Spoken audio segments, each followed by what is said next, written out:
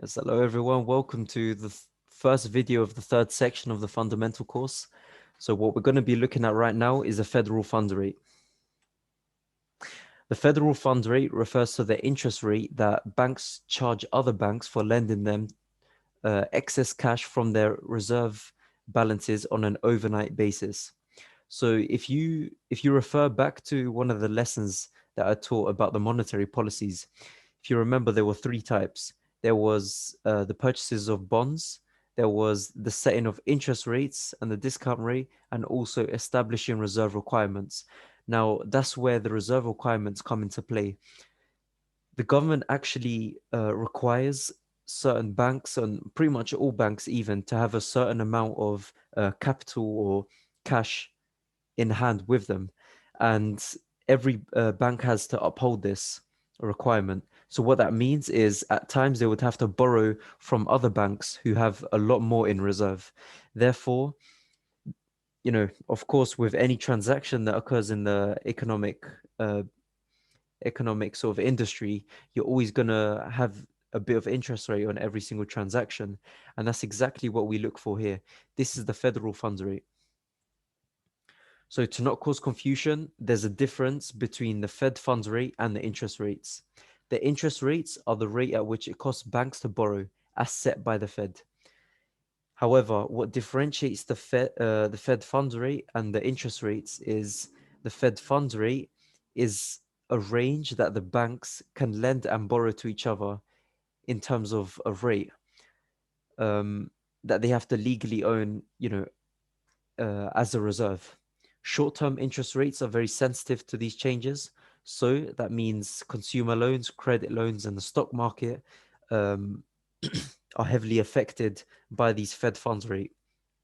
FOMC, if you don't know what that is, it's where, the Fed actually meets to discuss uh, the economy and what's going on, to see what they can do about their monetary policies, about fiscal policies.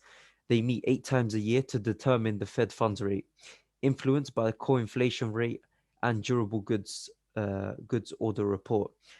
These are the 2 points that we're going to be looking at in terms of our Fed funds rate indicators.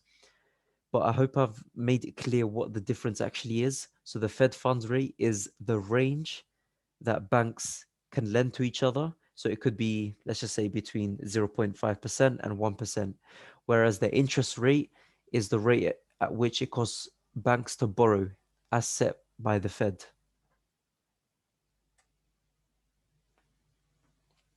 So some important info to know. The Fed funds rate is a suggestion for the banks for a range of interest rates the lender bank can charge the borrowing bank.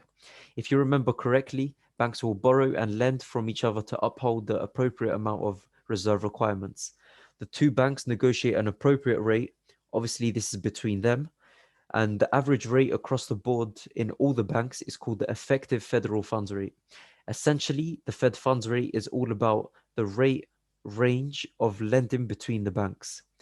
And is the Fed involved in this?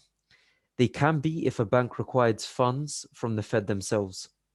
So let's just say, for example, rather than one bank actually going to the other banks and looking to borrow, that bank is going to go to the Fed themselves.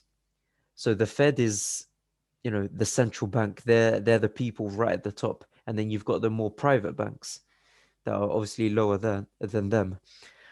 And the Fed sets a discount rate, it's called, which is the interest rate that the Fed charges banks to borrow from them directly. This is usually higher as they want to encourage transactions between the banks directly. So just to explain that a bit further, what the Fed actually want is a free flowing market. They want each bank to trade with each other by borrowing and lending, of course. So the whole reason why the Fed actually charges usually a higher rate than what other banks would charge between themselves is so um, you know, they encourage people to have more transactions between themselves. And I don't mean people, of course, I mean the banks. They encourage more of the banks to trade between themselves, borrow and lend. Anyways, guys, we're going to be looking at this in more detail when we start looking at the indicators that they actually look at to determine the Fed funds rate.